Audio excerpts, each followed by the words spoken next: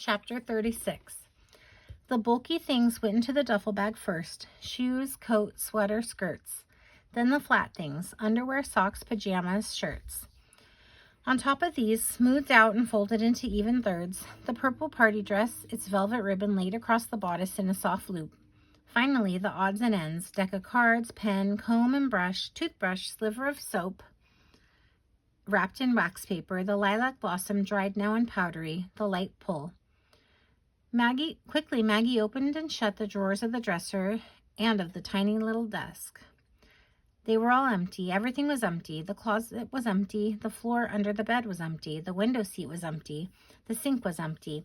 The room was as bare as it had been the day when 9 months earlier she had first set foot in it, barer.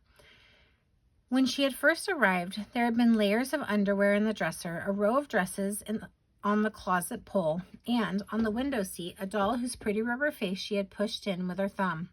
She crossed over to the sink and looked in the mirror at the face that in less than a day the new family would see for the first time.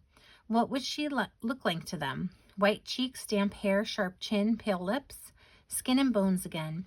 Maybe the new family wouldn't like her. Maybe they would send her somewhere else.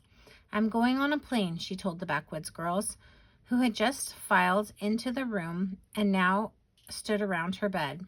"A plane? What plane?" they all asked. "A plane is this big, special machine that you go inside and it flies in the air." "Flies in the air? Oh, how wonderful, like a bird?" "Yes, but it's as big as a boat and you go inside it, and it takes you far away." "Oh, how wonderful. Can we go too?" "No, of course not. You're too dumb and poor. They wouldn't even let you on, but the backwoods girls would probably keep her company wherever she went, especially now." "Well, maybe," she said. "Maybe I can get you on."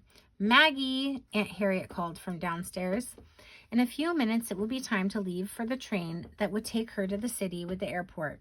Aunt Harriet and Aunt Lillian were to drive her to the station, following the same route she and Uncle Morris had traveled the day she arrived, only this time in reverse, with the huge stone building that looked like a prison growing smaller and smaller behind her back, and the bare countryside filling gradually with stores and houses. She wondered if she would throw up again. There was still room in the top of the duffel bag for something else. She looked around the empty room and then stood without moving for a long moment. She could, if she wanted, take the dolls, fly upstairs and grab Miss Christabel and Timothy and Juniper, and lay them on top of the soap and the toothbrush, pull the cord tight around the neck of the duffel bag, covering their white china faces, and carry them all to wherever she was going. She could set them up on the bed in her new room far away and whisper to them whenever she was alone. "Remember the roses, Miss Christabel," she would say. "Mercy, yes," she would answer for Miss Christabel, and she would move Timothy John's head up and down as he remembered too. A stray sock was caught in the sheet at the foot of the bed, and she dropped it into the duffel bag. No, she wouldn't take the dolls.